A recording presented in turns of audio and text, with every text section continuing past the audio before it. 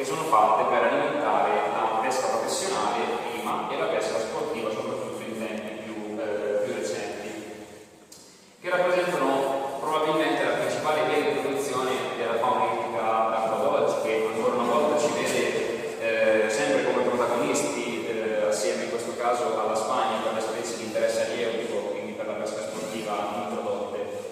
E quali sono le conseguenze che l'introduzione di specie ittiche aliene può determinare, ad esempio, su un ecosistema acquatico? Possono essere molteplici. Si spazia dall'alterazione degli habitat, ci sono delle specie come per esempio il carassio, la carpa, che quando si alimentano con un colato presso il fondo risospendono i sedimenti, e questo può portare da una parte alla generazione di proprietà minerale, ma dall'altra anche alla ricircolazione dei nutrienti, che può quindi favorire fenomeni di fioritura algali, bloom algali, che possono essere peraltro anche molto pericolosi per la salute. Vi sono delle zone del mondo, per esempio l'Australia e la Nuova Zelanda, che sono state letteralmente devastate dall'introduzione della carpa, anche sotto questo punto di vista. La predazione, perché? Quest'ultimo no, ma la stragrande maggioranza delle specie introdotte, ad esempio per la pesca sportiva, ma anche per quella professionale, sono dei predatori, che sono probabilmente anche più sicuramente divertenti da pescare, tra l'altro anche maggiormente appetibili, perché spesso sono anche buoni da mangiare, quindi questo per la pesca professionale è sicuramente interessante. Però qual è il problema? Che essendo predatori necessariamente devono alimentarsi, e per farlo andranno quindi molto spesso a avvantaggiarsi su quelle che sono le popolazioni native che possono fungere da pesce paulum per queste specie. La competizione è presente per le risorse trofiche, per l'habitat, per la lotta ai siti riproduttivi, l'introduzione di microrganismi o di patogeni, di parassiti. L'Anciodraspora, ad esempio, è stata proprio inserita nella lista delle specie di rilevanza lunare perché è vettore dello Sporodeum destruens, che è un particolare parassita che gioca un ruolo molto importante negli impatti, per esempio, sulla popolazione salmonivora, in particolar modo sugli allevamenti di salmoni. E inoltre è stato anche osservato come, quello che è l'ultimo punto, addirittura sembra che la fauna ittica, ma in generale le specie aliene, possano favorire, una volta introdotte, l'introduzione di altre specie aliene. Questo molto spesso perché si va a verificare dei fenomeni magari di interazioni, anche monopolistiche, o modificazioni addirittura dell'habitat, che possono quindi in qualche maniera avvantaggiare delle specie aliene, altre specie aliene, nella loro espansione. L'ultimo, però, questo che ora presento, è quello forse più problematico, perché è letteralmente irreversibile. Purtroppo nella fauna ittica non sono presenti dei meccanismi, delle barriere riproduttive che sono particolarmente efficaci, come ad esempio in molti vertebrati superiori. Questo fa sì, pertanto, poi anche spesso a causa della modalità riproduttiva, che avviene quasi sempre per fecondazione esterna, è molto facile che le specie tendano a ibridarsi, e quando si vedono, se queste specie sono affini, possono produrre prole fertile, che quindi può, reincrociandosi con le linee parentali o fra loro, quindi fra gli ibridi, portare avanti quello che è il cosiddetto fenomeno della introgressione genetica, con un flusso quindi di materiale genetico allotono che entra all'interno delle popolazioni native e che porta di fatto nel giro di alcune generazioni a quella che è la scomparsa vera e propria, la distruzione del genotipo nativo. E in Italia, delle 150 specie ittiche segnalate, oltre il 60% è considerato come allotono. Ho evidenziato qui in grassetto le specie che si sono naturalizzate, quindi specie che sono riuscite ad acclimatarsi, originando popolazioni in grado di autosostenersi, quindi attivamente riproduttive, e ho evidenziato poi in rosso quelle specie di interesse anche acquariofilo. Fortunatamente le specie acquariofilo, di interesse acquariofilo, giro perché purtroppo la lista è lunga, le specie di interesse acquariofilo sono spesso specie tropicali, e questa è una fortuna, perché infatti queste specie, in virtù delle loro esigenze ecologiche particolari, riescono magari ad sopravvivere e talvolta anche ad acclimatarsi soltanto in contesti molto ristretti, puntiformi, come per esempio le acque termali. E questo quindi fa sì che la loro diffusione, anche nelle profondità in cui riescono ad acclimatarsi, sia spesso molto molto limitata. È ovvio che poi da le medesime possano anche riuscire a espandersi almeno temporaneamente, magari provocando degli impatti che ancora non sono stati almeno quantificati. L'ultima parte della presentazione è quella relativa allo status della fauna ittica italiana. L'IUCN, l'Unione Internazionale per la Conservazione della Natura, si occupa da ormai decenni della redazione delle liste rosse. Le liste rosse che cosa sono? Sono degli inventari, dei veri e propri elenchi di specie all'interno della quale le medesime vengono classificate sulla base del rischio di estinzione. È un sistema gerarchico che viene diviso in categorie di rischio crescenti, si passa al di là di queste che sono appunto di non valutazione, dal rischio minimo, least concern, via via salendo fino purtroppo all'inevitabile, quello che è di fatto l'estinzione. E queste liste che vengono redatte a livello nazionale e a livello globale, ma anche per l'appunto nazionale, hanno visto proprio all'inizio dello scorso anno l'aggiornamento della lista rossa dei vertebrati italiani, dove delle 700 specie valutate troviamo anche alcune decine di specie che compongono la fauna ittica, quindi tanto gli agnati, cioè le lamprede e dulci acquicole, quanto per l'appunto i pesci ossei della fauna ittica dell'approccio italiana, che adesso andrò a presentare molto brevemente. 5 sono le specie classificate come data deficient, cioè specie che non possono essere valutate per mancanza di dati. Si tratta spesso di specie che sono difficili da studiare, ad esempio dalla lottatrice, questo gadiforme, parente del merluzzo, ma che vive esclusivamente in acque dolci, che vive per esempio in Italia, in areale padano, soprattutto a grandi profondità nei laghi prealpini, e quindi è particolarmente difficile da monitorare nel suo stato di conservazione. Vi sono però anche delle specie che sono state oggetto di recente riclassificazione, quindi per cui ancora non è stato fatto l'adattamento di tutti quanti i dati a disposizione. Ad esempio può essere la salmonella padana, Foxinus lumare, che un tempo veniva considerata semplicemente parte delle popolazioni di sanguinarella europea, oppure il salmerino alpino, cioè quello giungla, prima facente capo al complesso del Salverusus alpinus, fino anche ad specie che non sono ancora neanche troppo ben individuate, addirittura ci sono dubbi sulla loro reale esistenza, come la stazione del Timavo, che è questo piccolo scazzone nativo delle sorgenti del corso d'acqua omonimo. 9 sono le specie classificate come least concern, cioè le specie considerate oggi di non preoccupazione. Troviamo specie ad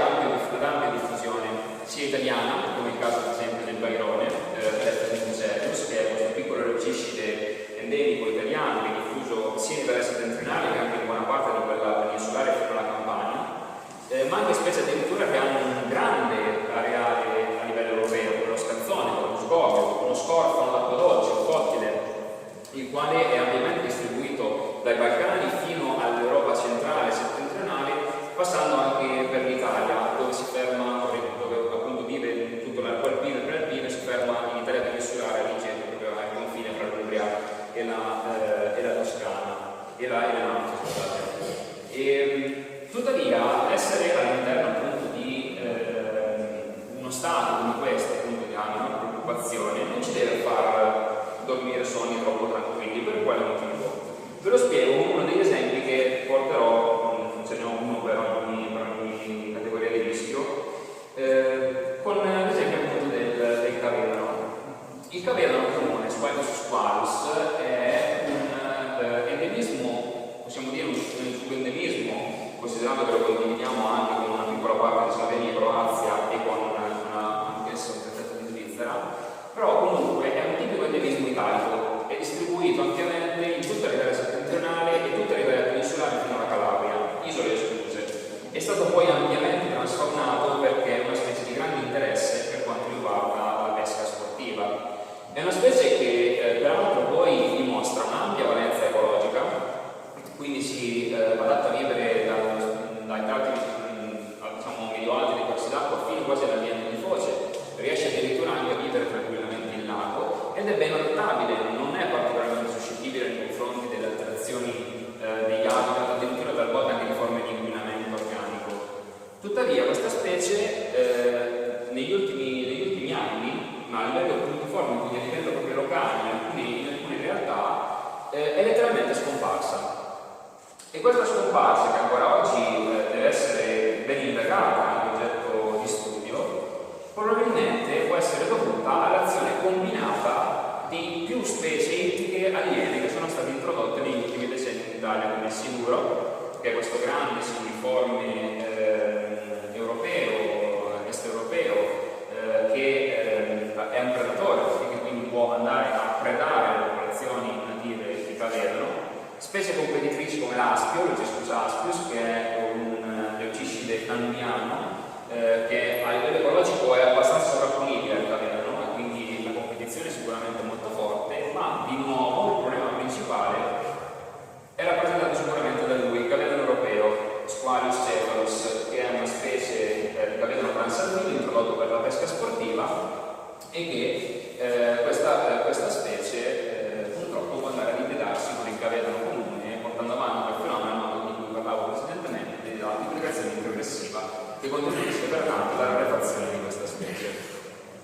5 sono le specie classificate come prossime alla minaccia. Sono tutto sommato delle specie abbastanza diffuse, con un area anche piuttosto ampio. Basta pensare per esempio alla cagnetta. La cagnetta Sarreopsis fluviatilis è questo piccolo blenide, è una vera e propria bavosa che però vive esclusivamente in acqua dolce, nel tratto più o meno intermedio dei corsi d'acqua, e diffusa ampiamente in tutto quanto il bacino del Mediterraneo, perché in ogni punto praticamente in Italia isole comprese. Tutte queste specie hanno spesso la caratteristica di essere piccole e potremmo dire sotto molti punti di vista, di quelli che possono essere i principali interessi che non può avere una fonetica, anche insignificanti. Infatti l'esempio che vi porto per la categoria prossima alla minaccia è quello del triotto. Il triotto è un piccolo leuciscide, Leucosaura è conosciuto anche come Lutinus aura o Lutinus electrophthalmus. È un piccolo leuciscide endemico del Reale Padano,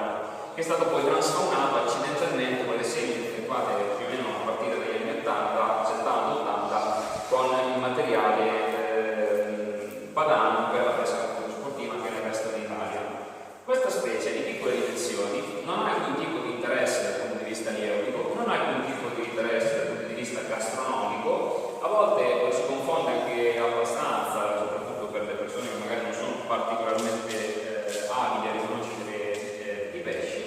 e di fatto zitta zitta questa specie sembrerebbe in realtà, ora che magari si sta cominciando ad avere anche a porre l'attenzione anche verso questi pesci tra virgolette poco noti o poco diciamo significativi, sembrerebbe essere scomparso da parte del proprio areale. E la scomparsa è una specie che vive in ambienti d'acqua stagnante, a volte a lento corso, tipico nelle alghe, ma anche per esempio negli ambienti come può essere l'anche o fontanili. E la scomparsa principale è, oltre all'alterazione degli habitat onnipresente, è dovuta principalmente a questo signore qua, che è il Gardone, Rutilus rutilus, che è un rutilo transalpino, sempre introdotto negli scorsi decenni per la pesca sportiva, oramai ampiamente diffuso in buona parte d'Italia, che purtroppo, essendo una specie affine, può ibridarsi, tant'è che infatti nell'areale nativo del triotto stanno componendo sempre più frequentemente questi qua, che sono appunto gli ibridi fra le due specie. E questo quindi è un problema, perché probabilmente il triotto, quando verrà al prossimo aggiornamento della lista, probabilmente sarà in uno stato tutt'altro che favorevole di conservazione. 10 sono le specie vulnerabili, cioè le specie inserite proprio nel primo vero livello, categoria diciamo di minaccia. Sono molteplici, non le posso presentare tutte. Un esempio che possiamo fare è quello della lampreda di ruscello e della lampreda padana, rispettivamente la lampreda padana di distribuzione peninsulare tirrenica e la lampreda padana invece di distribuzione padana e peninsulare adriatica, almeno fino al Marche.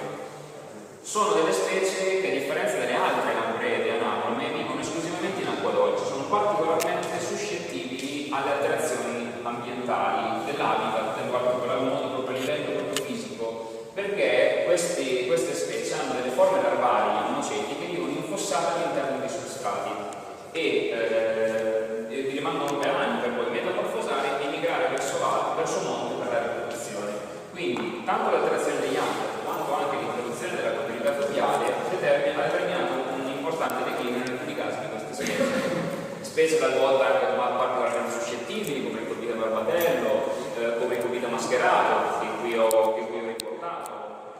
che vive negli ambienti di risergiva o all'endocorso di un areale padano e che si è trovato a fronteggiare l'invasione di non uno ma addirittura ben due cupiti all'ottoni, che sono i cupitis elongatoides, recentemente scoperti nell'area padano, e il Lisburno sanguine caudalus, che è un gigantesco cupite asiatico, che di conseguenza rappresenta un compitore veramente temibile per queste specie. Non possiamo non spendere due parole sui barbi per quanto riguarda le specie vulnerabili. Qui ho riportato i barbi italiani con 4 specie, in realtà i barbi italiani sono 6, ma le altre 2 specie sono purtroppo inserite nella categoria successiva di rischio. Queste specie sono il barbo balcanico, Barbus balcanicus, che in Italia è presente soltanto nel bacino dell'Isonzo, è una specie diciamo torrentizia, vive negli alti tratti dei corsi d'acqua e dei tributari, ed è ecologicamente, morfologicamente affine all'altra specie che poi vedremo successivamente, che è il barbo canino, un altro endemismo padano. Poi troviamo i barbi diciamo della divisione fluvio-lacustre,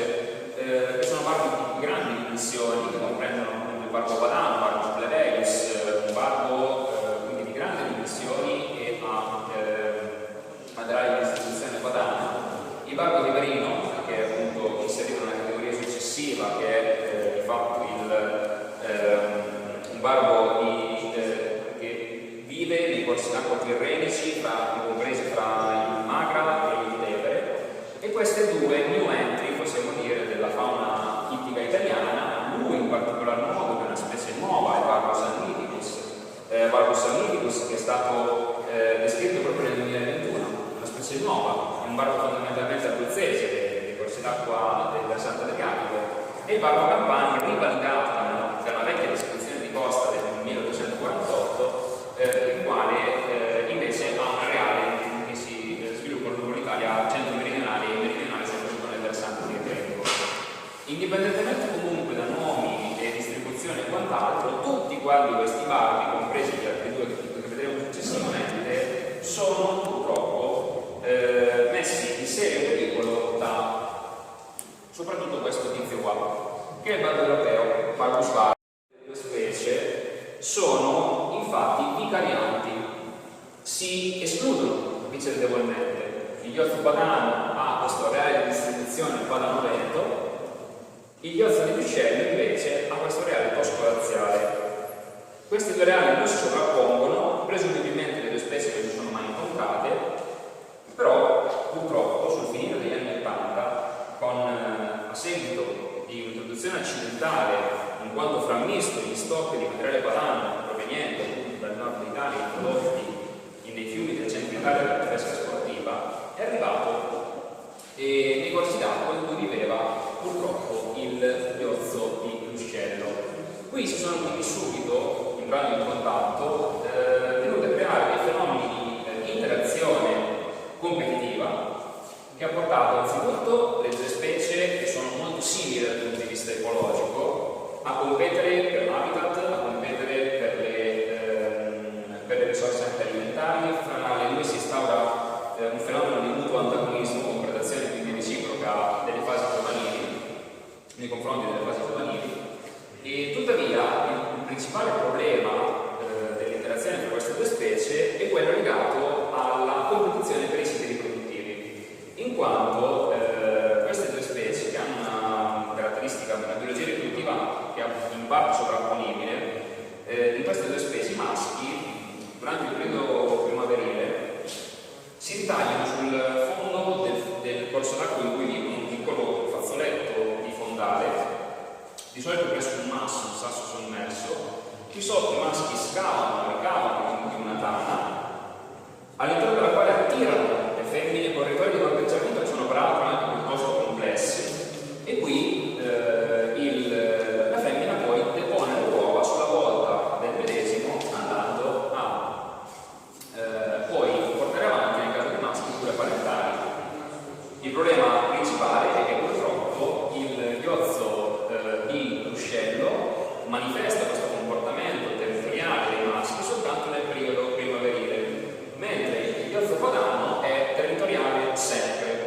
di conseguenza, quando arriva il periodo riproduttivo, i maschi di Iozzo di Ruscello trovano già praticamente tutte le aree riproduttive occupate, non riescono a scalzare perché è molto più aggressivo rispetto agli Iozzo di Ruscello e Iozzo Guadagno. Non riescono a scalzare i maschi da questi siti e di conseguenza fisicamente il Padovano Smonelli impedisce agli Iozzo di Ruscello di riprodursi. Per pesci come questi, che vivono di media 4-5 anni, capite bene che basta quasi praticamente un ventennio, poche generazioni, per rischiare quindi che questa specie nativa venga cancellata da un intero corso d'acqua, cosa che purtroppo è già avvenuta, si sono già verificati dei fenomeni di estinzione locale. Ultimo, le specie a rischio critico di estinzione, purtroppo come avete visto invece che diminuire le specie mano a mano che stanno aumentando, il che è particolarmente preoccupante. Ultime sono queste 15 specie classificate a rischio critico di estinzione, che è lo stato immediatamente antecedente all'estinzione in natura. Sono specie analoghe, per esempio alcune di esse, come le due lamprede, la lampreda di mare e la lampreda di fiume. La lampreda di mare, Provinzium marinus, di cui oggi rimane l'unica popolazione nota in Italia, nel bacino del Magravara. La lampreda di fiume, la Petra fluviatilis, anch'essa analoga, ma di cui non sono note popolazioni oggi riproduttive, quindi probabilmente potrebbe già essere estinta a livello locale. Altre specie come lo storione copice, che è questo piccolo, si fa per dire, piccolo storione nativo dell'Alto Adriatico, che è stato, passatemi il termine, letteralmente salvato, preso per i capelli grazie ai progetti di conservazione. E l'anguilla, specie catantroma, che anch'essa purtroppo stata falcidiata dagli effetti combinati dell'alterazione della continuità fluviale, che impedisce quindi alle anguille la libera migrazione verso i vari corsi d'acqua, ma anche soprattutto per la pesca intensiva delle cieche, che sono queste giovani fasi larvali, giovani anguille che hanno appena completato lo sviluppo larvale, che si radunano nel sottocosta per iniziare poi la risalita dei corsi d'acqua, che vengono pescate in quantità veramente incredibili, addirittura con dei traffici sommersi spaventosi. Parliamo di affari di miliardi di euro che sono gestiti dalla criminalità organizzata anche, per essere esportate in tutto il mondo, in quanto questa specie, che non può essere allevata, almeno ad oggi non siamo mai stati in grado di portare a compimento in maniera efficace l'intero ciclo biologico dell'anguilla, quindi le cieche vengono prese e ingrassate negli allevamenti, spesso per poi l'alimentazione, perché è una specie comunque molto ricercata dal punto di vista gastronomico. Poi ci sono specie particolarmente sensibili, il panzarolo, che è questo microscopico piazzetto d'acqua dolce di molti centimetri, un piccolo esponente della fauna ittica italiana, che vive in ambienti che sono molto a rischio, come il risorgivo e fontanili, a rischio per il cambiamento climatico, a rischio delle alterazioni che hanno purtroppo subito a livello attuale quantitativo, o specie con areale ridotto, come per esempio molto anche interessanti, come il cubite del Volturno, che sta fronteggiando, ad esempio, già nel suo areale l'introduzione, per esempio, di una specie italiana, che è il cubite badano, quindi filineata. Tuttavia non posso non parlare per gli ultimi minuti della presentazione di quello che è purtroppo forse uno dei gruppi ad oggi maggiormente a rischio, ovvero i salmonidi italiani. Tutti i salmonidi italiani sono considerati a rischio critico di estinzione. A partire dal temolo, Timallus eliani, il temolo padano, perché appunto è diffuso originariamente in areale padano, e è una specie che fino purtroppo a molti anni fa era ancora considerata parte delle popolazioni meridionali del temolo europeo Timallus. In realtà è una specie nativa che vive nel tratto derivato dei corsi d'acqua, quella che è la vedetta zona del temolo, ed è una specie purtroppo estremamente sensibile, suscettibile alle alterazioni ambientali. Qualsiasi cosa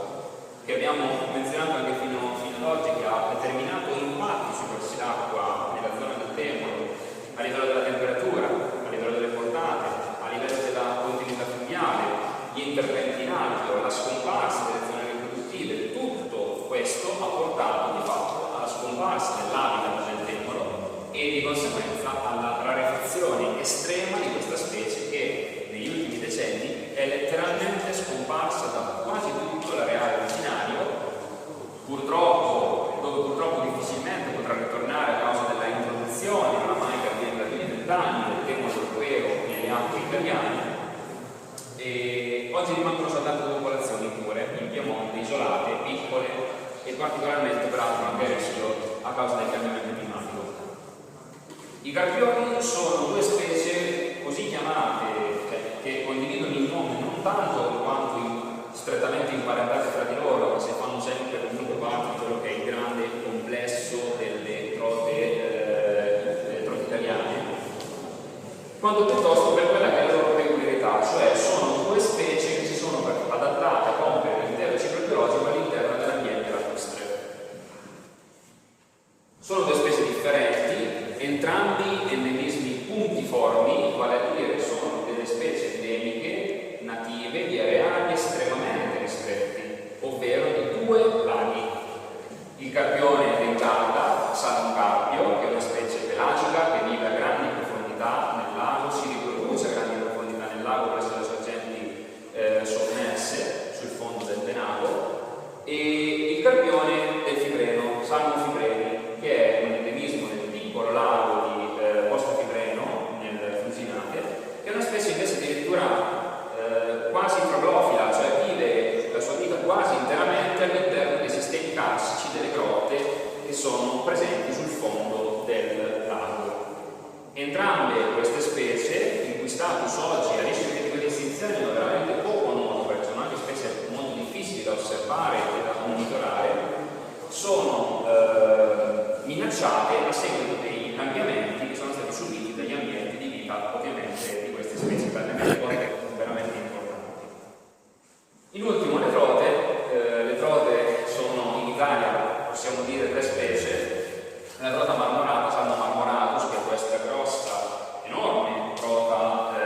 predatrice apicale, il chiofago dell'alto bacino del Po e dell'Italia di sinistra del medesimo fino alla Slovenia. La trota siciliana, che è cosiddetta trota macrostigma italiana, salmo cecchi, una trota molto particolare che vive esclusivamente nella Sicilia sudorientale, in queste acque che scendono dai Monti Iblei, e poi la trota mediterranea, popolazioni che si sviluppano dalle Alpi sud-occidentali italiane, poi si sovrappongono in parte con l'area della Marmorata per scendere lungo tutta la dorsale appenninica fino all'Aspromonte, Sardegna compresa. In realtà quando parliamo di trote, tuttavia, bisogna sempre fare una precisazione, ovvero ci troviamo di fronte a quelle che sono delle popolazioni facenti capo al salmon trota complex, di cui oggi la storia evolutiva è ancora poco chiara, i rapporti a livello filogenetico, tutti quanti gli aspetti sistematici e tassonomici sono ancora in essere, quindi di conseguenza non entrerò nel dettaglio di questa faccenda, ma l'unica cosa che purtroppo le accomuna tutte, quella che su questo siamo assolutamente certi al 100%, è il declino che hanno subito negli ultimi decenni in particolar modo, perché si stima che addirittura per il complesso mediterraneo rimangano oggi meno del 2% dei popolamenti originari che sono stati stimati.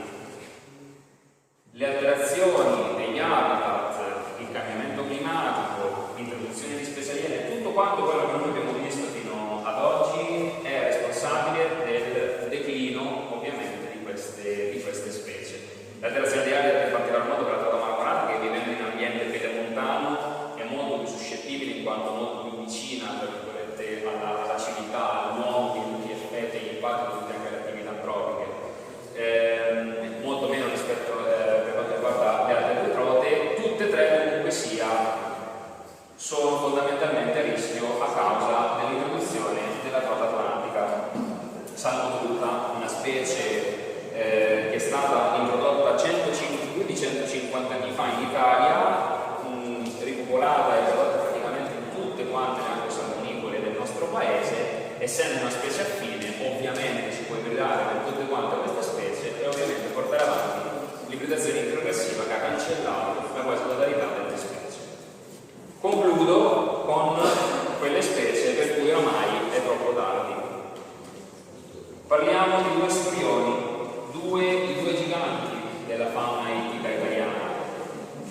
sono classificati dall'IUCN come estinti a livello regionale, a livello locale.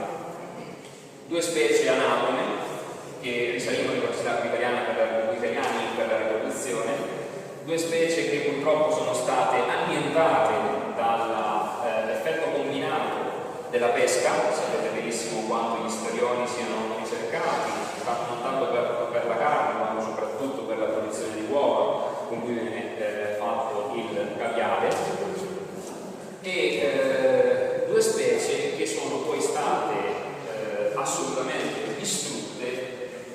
dalla introduzione della capillare fluviale, perché sono delle specie, essendo nate, che necessitavano di risalire i corsi d'acqua talvolta per tratti lunghissimi fino al raggiungimento delle aree riproduttive.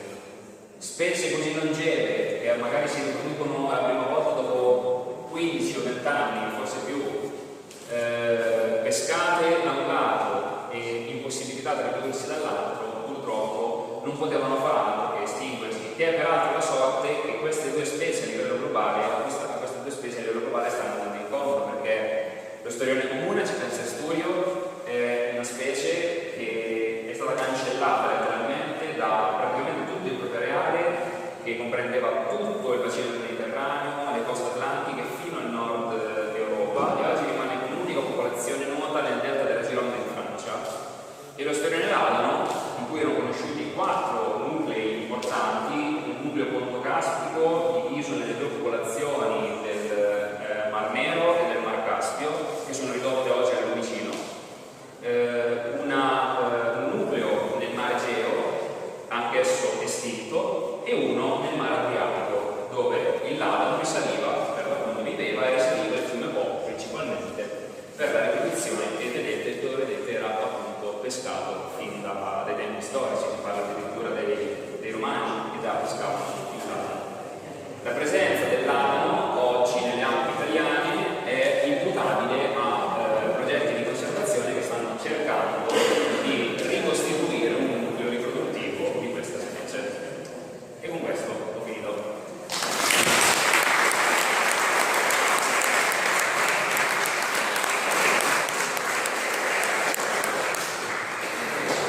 Ringrazio Daniele Peracci per questa interessantissima presentazione. Immagino che ci siano delle domande. Sì, una veloce. Allora, io sono lavorato con una crisi sui contadini negli anni 90. L'ho visto proprio integrare delle popolazioni. Vi porto 2 cose. Uno, lo spinarello, che tutto sommato è abbastanza diffuso ancora. Secondo, Panzarolo, che ultimamente l'ultimo recensimento fatto con l'Università di Bergamo, sarà il 2005, c'erano diverse popolazioni, negli ultimi 2 anni scomparse. Voglio farla breve. Esempio, lo spinarello che ho visto pescare in maniera illegale il bracconaggio di notte con la batteria, cioè che le rimane esterfate. Perché la mia domanda è questa, una riflessione sul concetto di metapopolazione, cioè lo spinarello che trovo diffuso nei corsi d'acqua nostri, tra rogge, corsi d'acqua, fiume, in alcuni fontanili si riproduceva, sono arrivate le attività di bracconaggio, io ho fiducia perché tutto sommato lo spinarello si muove abbastanza, ma in realtà a distanza di 10 anni in certi fontanili idonei non è più tornato. Mi chiedo a questo punto, ha senso ancora sperare nel concetto di metapopolazione? C'è una riflessione sopra? Ormai la si dà semplicemente come fatto teorico e tutto il resto? Allora, al di là del fatto che la reale quadrata purtroppo mi è in larga parte oscuro, perché io sono appenninico e quindi ho più dimestichezza e conoscenza in merito ai nostri ambienti della centrale. Il problema per lo spinarello principale è che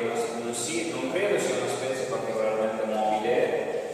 almeno alle nostre latitudini, perché alle latitudini, per esempio settentrionali, è una specie che addirittura ha popolazione anagrome,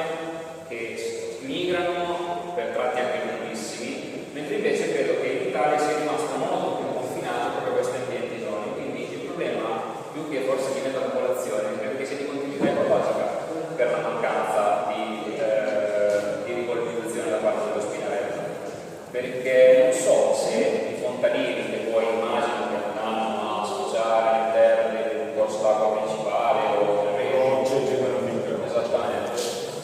preso dei